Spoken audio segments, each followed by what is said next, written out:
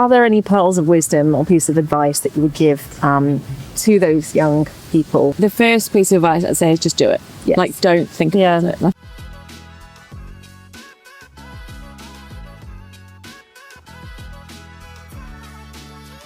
We're here at Borde Hill Gardens, which is this incredible location, soon to be the home of the Cordia Collective.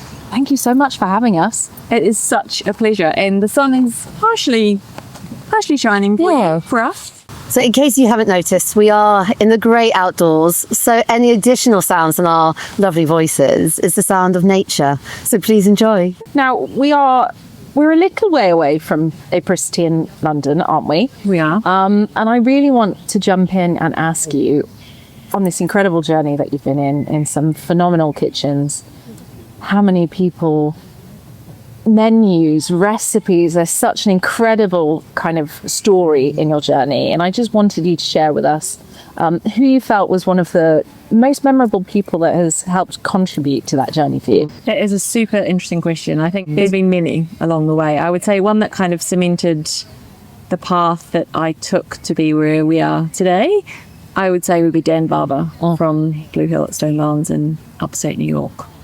Amazing. What was it that he did that changed something for you? I think for me it was his approach to food and his approach to minimising any form of waste, and to that huge respect for food and how it got to be in the kitchen, on someone's plate, in someone's cupboard, in someone's pantry. And I was very fortunate to actually go and visit and spend the day there. Wow. And just seeing, I think, that connection with nature and his true pursuit of how to kind of enhance flavour, how to enhance the environment, the planet, nature, people. Like, it was kind of really that determinedness that he had and has is just quite inspirational.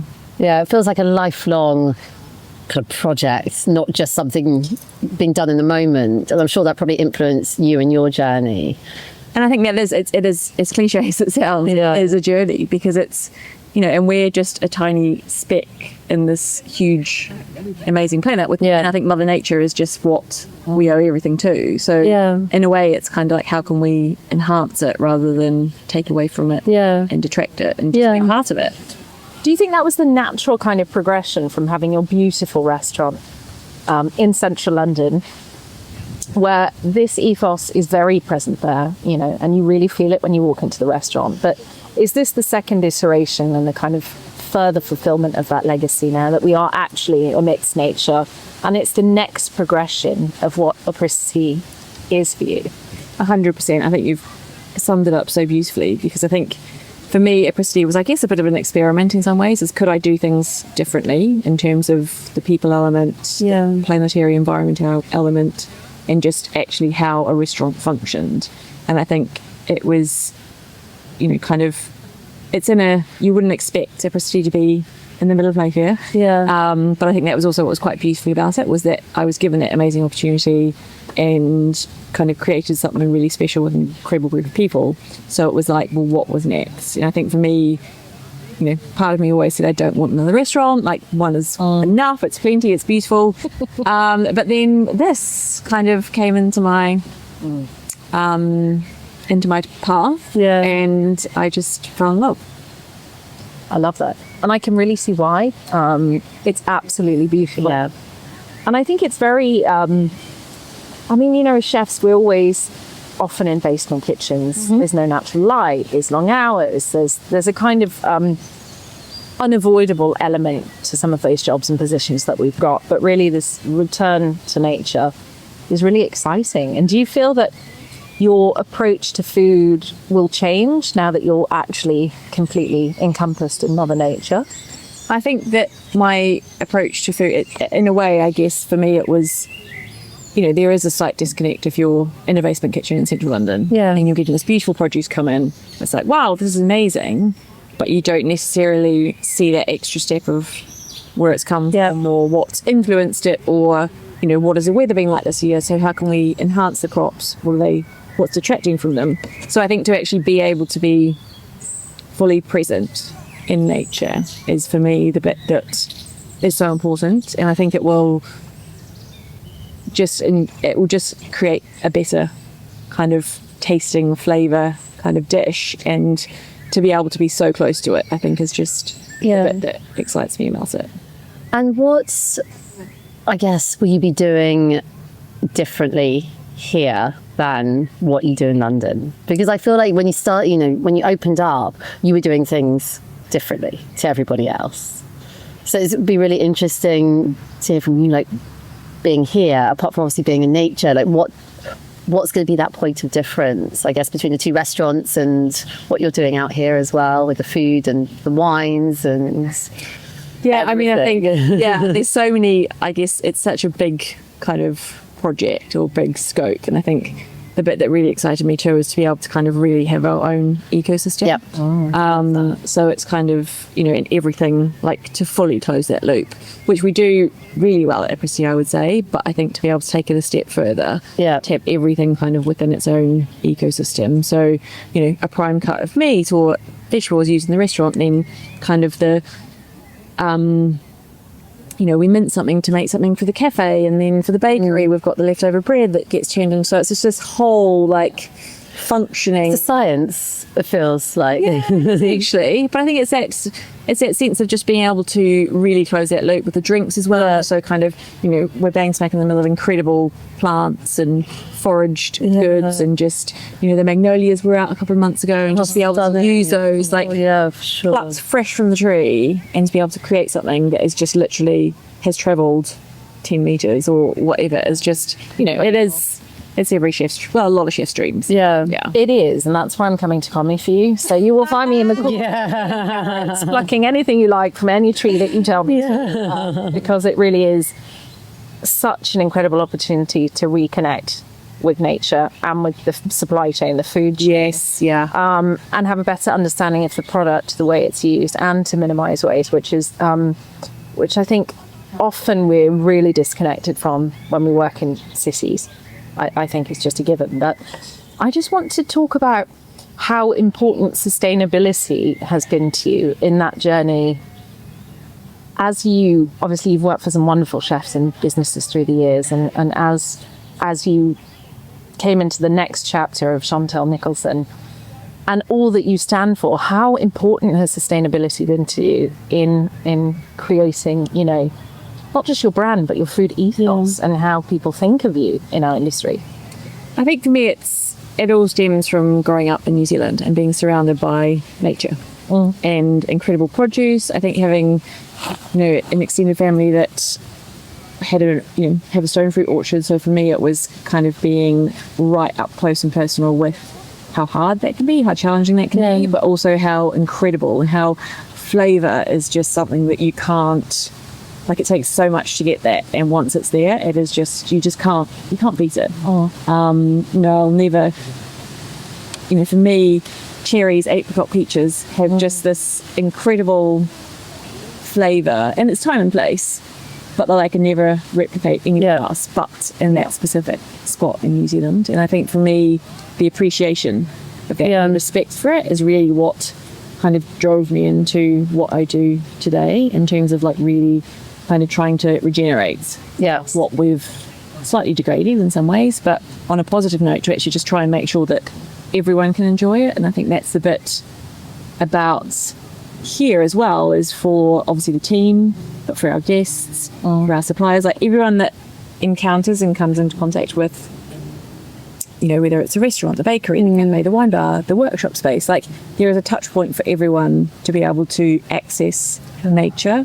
And I think to be part of it and understand why it is so inherent to everything we do. And I think that connection with food, which is, you know, through urbanisation in the UK, has been really lost. And I think we've had conversations about this for Sabrina, about children and disconnect to food, and trying to really like change the dial. And I think this is the way to do it. So for me, to be able to protect that, and I guess I don't love the word sustainability, but I think it's what everyone understands. Like, for us to be able to, I guess, sustain nature, we just need to be really respectful, ensure that we're not wasting, ensure that we're enhancing it. And people have a lot to play within the sustainability structure. I think sometimes that gets forgotten. And especially in our industry, it has in the past, as we all know. It's kind of, people were not kind of the first thought. So I think to be able to kind of bring it back and actually really kind of look at how we can sustain and regenerate people as well as nature is really important. Where's a good place to start? If someone's like a new chef or somebody like me that knows nothing about actually cooking but love food, to be more sustainable, what are the small things that I guess we can all do? Because you talk about this ecosystem and produce and where it's coming from.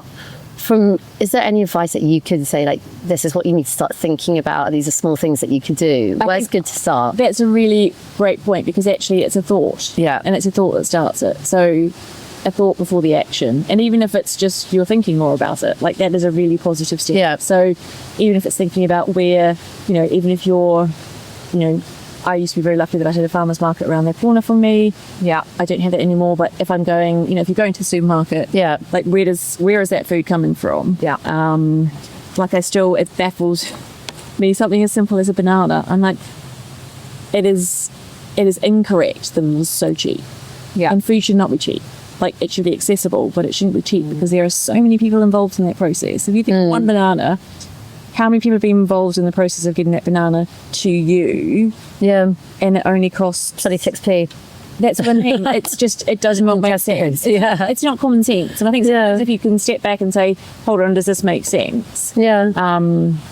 Should I be doing this? And I think, especially with, when it comes to waste, it's like you kind of think, well, it's only 26p, so if it goes brown and I throw it in the bin, does it really matter? Yeah. But actually, it's the waste of something that was edible into the bin. It's however many people were involved in that process. You've kind of disrespected their time, their effort into it. And it's going to then create things that aren't great for nature. Yeah. So I think it's all those little steps. And I think sourcing is a big one. Like, if you can, think about where it's coming from. Thinking about how much you're purchasing, purchase what you need. Yeah. Like, we're all guilty of kind of being like, oh, it's, 2 for 1 or whatever. But if you don't need the 2, don't take the 2. Just take the 1. And I think just really thinking about, just being mindful and conscious of it, and thinking, actually, hold on, should I be going for this or should I be going for this? Yeah. And I think it's, it's not that kind of binary nature of you should eat meat, you shouldn't eat meat. Like, I think that's a different question. Yeah. I think at the end of the day, it's very much about trying to support the ecosystem that we're in. Yeah. So, buying as much, kind of supporting the UK farmers, I think is really key, because they've got a really rough job. Yeah. So the more support we can offer them, which is by purchasing, but it's also by not wasting. Yeah. It's that whole ecosystem that becomes more sustainable. You mentioned, you just gave us a little hit list of beautiful things we can expect from the Cordia Collective, but one of those was workshopping. And I know you and I, we've been talking about this education piece for a little while, and I hope we can further develop that. But part of this conversation and what we can all do and what's manageable for us, I guess, is through education and learning, isn't it? And is that something that you'll be focusing on here to help equip people with skills so that they can engage with their food better? So, will they have the opportunity to make, create, to learn from you, and to perhaps share a little of that ethos with you and your team?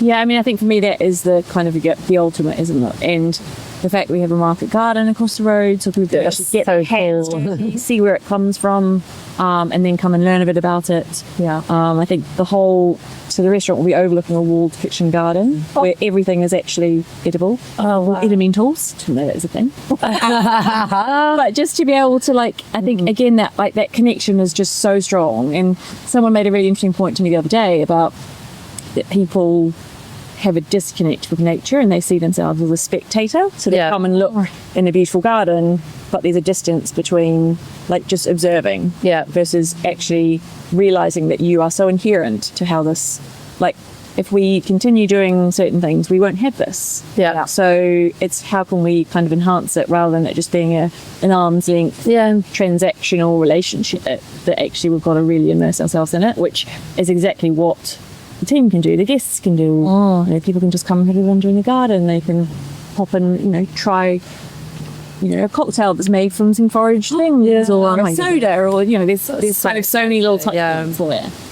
I just would really love to know how do you encourage people to get on board and to understand this vision? Because if I look back at, many chefs I've met, wonderful teams I've had, we all understand and appreciate that we should respect everything and waste nothing. But the kind of the ability to deliver that day in, day out in service sometimes can end up being a bit tricky, or sometimes people don't practice what they preach at home and at work. And how do you really enroll people to get on board with this, or do they just come to you because they guess it and they share your vision and they want to be a part of that? Yeah, I think, again, that's a journey we're about to kind of embark upon, but I think it's an interesting one. I think a lot of people, there's a will to do things in this way. Yeah. And I think if that will is there, they may not have the knowledge or the experience, but if the will is there, then we can teach them. That's kind of the easy bit in a way. I think we're very, very, very fortunate in London that we get a lot of chefs just approaching us saying we really want to work at Apricity because we want to understand, we want to learn there. So that's almost, we have more than we can have positions for, which is an amazing position to be in. Obviously being out in Sussex is going to be a bit different, so it will be very much a kind of taking people on that journey. But I think as long as the will is there, then the list is kind of us. It's so important, I think. But I think what you're doing is kind of goes beyond the kitchen, and you're creating that community, like you said, that ecosystem, and people become part of that ecosystem, like young kids, but even like those early adapters. I think it's what you're doing here, I think is going to be amazing, and it's creating that community that I think will have such impact. And like, it sounds like, you've got so much on. Where do you find that peace, those places? Is that for you? I think it's nature. And it probably sounds a bit cliche given I'm in the middle of it, but actually sometimes I think whether it is a swim in the sea, whether it's I think it's that full immersion of just being in that moment. It's really important, and sometimes I'm not good at it to be really frank, and it's funny because sometimes I'll find myself here and I'll be I kind of wouldn't have kind of ventured out into the gardens for kind of a couple of days, and I'll be like, oh my gosh, there's like all these things are in bloom I didn't even know was happening over here, and I'm kind of kicking myself saying I just need to get out there, and even a 10-minute walk a day. So I think it's just really important because it so grounds you, like whatever challenges are being thrown at you, however many emails and things you've got to deal with, it's like actually just 10 minutes just literally walking around, kind of hearing the birds, smelling the smells, without your headphones on, on, not listening to anything, no phone in your hand. It's something that it's something I need to probably do more of, but it's something that is really accessible, which I'm very grateful for. I think it's so important. We were saying earlier, I think especially being an entrepreneur and having that sort of spirit inside you, you're always kind of looking or chasing those opportunities or creating those opportunities and experiences. And a lot of time, it's not just an experience for you, it's an experience for other people. And I think creating, this collective here, with like the wine bar and the different elements, the market, like all of this, it's almost like that mini ecosystem that you've created yourself in these grounds, which is incredible. I'm so excited to come and commie for you. And then to the trains. Oh my gosh. Walking around barefoot. Yes, because I need to be grounded. With a martini in your hand. This is the dream. It is the dream. I also wanted to ask you, obviously it's a privilege to be talking to you, but also as someone I really, really respect in our industry. You have had this incredible legacy in your approach to food, but also in the way that you lead your teams, which is really phenomenal. And I just wanted to ask about, do you feel a real sense of responsibility to make sure that your teams are valued and looked after and run in a particular way? Because for me, you have a signature with your food, but you also have a signature with the way you manage your teams and the way that you develop your talent.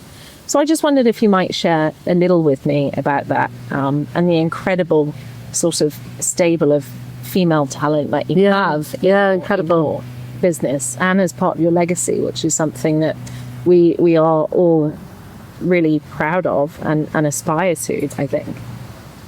Oh, it's so kind. I think for me, it's, the fact of I think, again, potentially coming from New Zealand, I came to London for the job at the Savoy Grill, and I was so naive, and I'm so thankful of that naivety now, because I think if I'd actually realised what I was getting myself into, I wouldn't have done that. I would have been far too scared. But I rocked up on my first day with little pigtails, bright red trainers on, and probably everyone in the kitchen was like, "What is this?" Entered our brigade.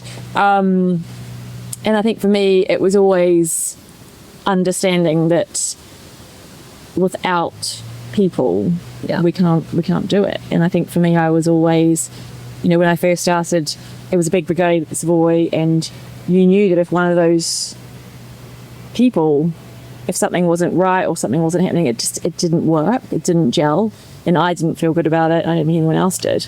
So for me, when I had the opportunity, it was always like, how can I make sure that everyone feels valued and supported and is able to do a job to the best of their ability. Like, if I can give them the tools, and that's not kind of being a pushover or kind of babying people in any way, because again, it's that self-responsibility. And I think for me, I've always been quite autonomous and independent, and kind of expected that of others too. And for some people that doesn't work, because it's like they want everything, which for those people 100%, I'm not that person at all. So I think it's finding the right people that want to also come on that path, be on that path. And I think I made a lot of kind of wrong turns in certain ways in the way that I did treat people in the past, and I think it just kind of dawned on me that actually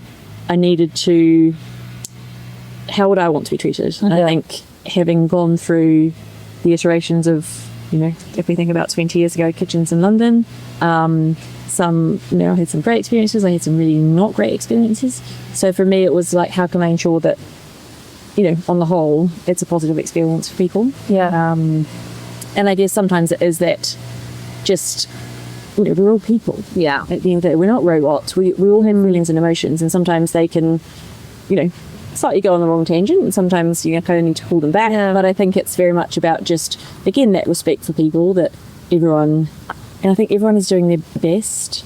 That's what you want, people that are genuinely doing their best. And I think I've been in organisations before where that wasn't the case, that it was expected that, or it was always someone's fault that something went wrong, rather than actually, hold on, the system, like let's look at the bigger picture here.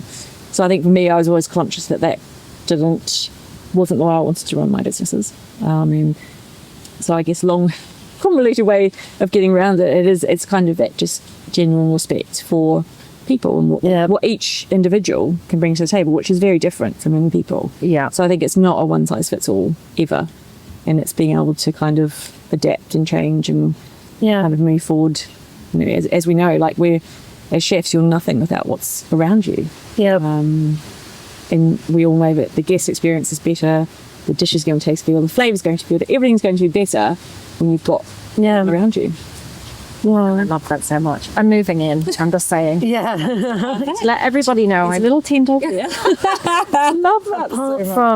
Apart from obviously this, what is exciting you at the moment within the industry? What is exciting me? I think it's a really interesting time for the industry, and I think there's a lot of changes coming, and probably a lot more that will come, which is quite sad in some ways. And I'm hopeful that kind of this new, we call it new now, it's not really, but that kind of new generation of people that are doing things in a different way, in the best way, are able to kind of probably, hopefully, push forward through a bit more. And so, I mean, we talk about the nurture of next gen talent, and as we build legacy, the most important thing is who we're handing it over to, and how that's done in a collaborative way that makes both voices heard. We respect what's been, but we're also here to disrupt and do something quite new and innovative. But about sort of hospitality talent, do you have any kind of pieces of advice that you would give? I know you and I have both been in positions where we're encouraging young chefs in industry or young front of house get stuck in. But are there any pearls of wisdom or piece of advice that you would give to those young people who are thinking, maybe I might, or should I, or is it for me? The first piece of advice I'd say is just do it. Yes. Like, don't think about it. And I think that's what I did when I moved to London and made that kind of decision. I was just like, oh yeah, great, I'll get a visa, I've got a job offer, let's just go. Not actually thinking it through or overthinking it, which is I think sometimes is actually the worst thing you can do is when you overthink something, because all these things come into your mind. It's like, this could happen, and probably it will. So that would be my first one, is just do it. Just get in there and do it. My second is that hospitality is such a varied, vast, interesting, rewarding, challenging, like, I don't think there's any other industry like it. And I think whatever you do, there are so many different opportunities, options. Like, I've been on some, like, I've been in crazy places. I've had the most incredible experiences purely because that's the industry I went into. And, you know, one week I could be, like, one week we could be doing something with kids, judging young kids cooking, which is so inspiring. The next week we could be, cooking in the middle of a forest, or we could be on a podcast in the garden. Like, there's just so many, like, super interesting things. And I think nothing is if you go and spend some time in a hospitality environment, that time will not be wasted. If you go and spend time doing something else you're not really sure about, or could be there's probably potential that you could have been doing something better.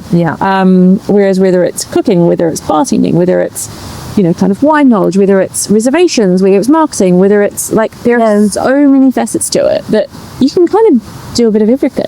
I think that's what I like, is no 2 days are the same of every week. Every single day there is something different, and as someone that really needs a bit of variety and creativity to keep myself interested, in a way I feel like it kind of, I ended up where I was supposed to be eventually. I love what you just said about this is where you're meant to be. Was there a defining moment where you were suddenly realised that this was your calling, this was your purpose, being in this industry? It's so interesting, because I obviously did something very different before and then went into cooking, and I just remember standing in the walk-in. Anyway, it's in a walk-in. I love a walk-in. Standing in the walk-in fridge at the Savoy Grill, thinking, I'm dressed as a chef. I'm in a Michelin Star restaurant kitchen. I didn't even know what that was. In London, so far away from New Zealand and where I was, and I was like, this is just really weird. And then, but then actually, like a real sense of normalcy to it. And I'd gone from working 7.5 hour days sat in front of a computer to working 18-hour days on my feet in the kitchen, just with the most incredible stimulating overload. And I was just like, my feet really hurt, but actually this is super interesting. I love those sorts of moments. I mean, look, I love a good walk-in fridge. Again, at the Savoy, I had my one at the Savoy where I used to go in and cry because I never wanted to fire in front of a guest.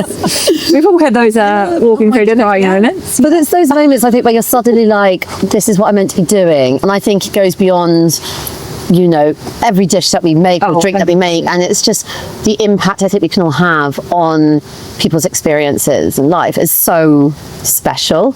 I think so.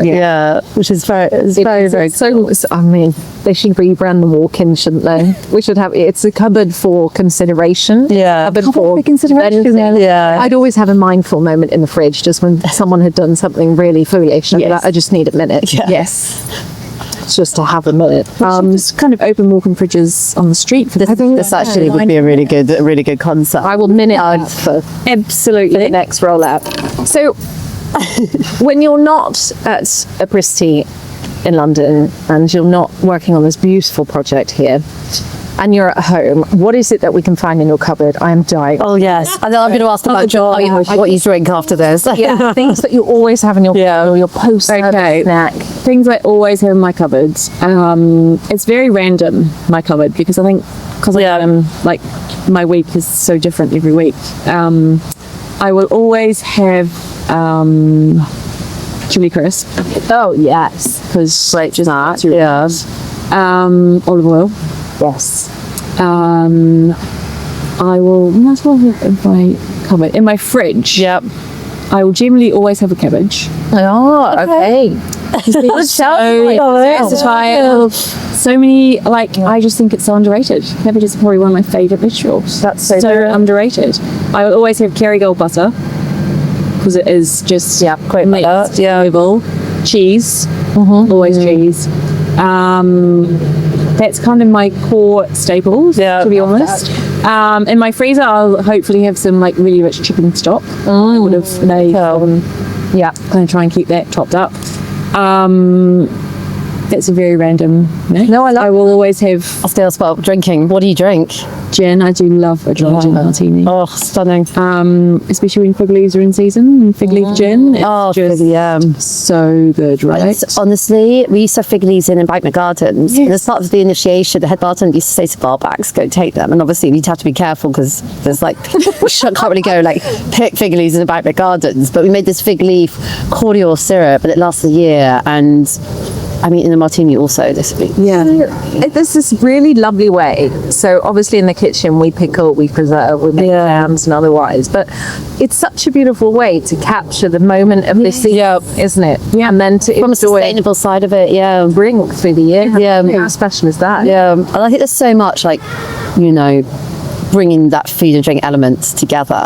But I also think, my favourite time to have a drink is at the end of the day or end of the shift. And it's like that moment where it's just signify in a glass, a whole glass. Yes. But to be fair, I love a lot of drinks. Well, okay. Yeah. Champagne. Yeah. English Bartman. Yes. Yeah. I'll be more of a red drinker. Yeah. I would say, interestingly. Love a good beer. Yeah. Love a good hazy IPA. Yeah. Oh, yeah. I feel like we're going to have to take this on tour with the cameras not rolling. And actually go to a bar. And it's also the snack with it. It's super important, right? So important. Chris. I just knew that we were spiritually alive. Yeah, I know. I know. Crisps and champagne. Yes. No, The drink. but there's always 5 o'clock somewhere. So fabulous. It's just a joy to speak with you. Yeah, it really is. In this new place, which is such an exciting next chapter, I'm very excited to come and comment for you. And we'll be... I think we'll be allowed to steal fig leaves here. Yeah. Maybe, will we? I've got a place. I got it. Okay, fabulous. Right. But I think this probably allows us to ask the question to you. I'd love to know what served with purpose means to you. Served with purpose to me means that what we do should be purposeful. That there's got to be a purpose to what we do. Whether it's, I think if you look at it on the very base level, as you alluded to, I want to create an experience for something. Yeah. So whether that's, a guest or a team member. Yeah. I think to take that up to the kind of next rung, it's, okay, what does that mean? What's the impact of it? And I think at the very top, it's saying, it's being more mindful and conscious. And I think it's understanding what your purpose is and why you're doing it. Yeah. Because you can just kind of go onto a train of doing something, get into a habit, but actually, if you kind of step back, and it's a bit like being in nature, once you step back and look, it's like, oh my gosh, yes, this is why I want to do this. And I think for me, that, it's kind of serving, whether it's serving yourself, your guests, your team, your stakeholders, your friends, whatever it is having that purposeful mind of, yes, this is why. This is the why. Yeah. Amazing. Thank you. It's a lovely answer. Thank you so much. Thank you for your time.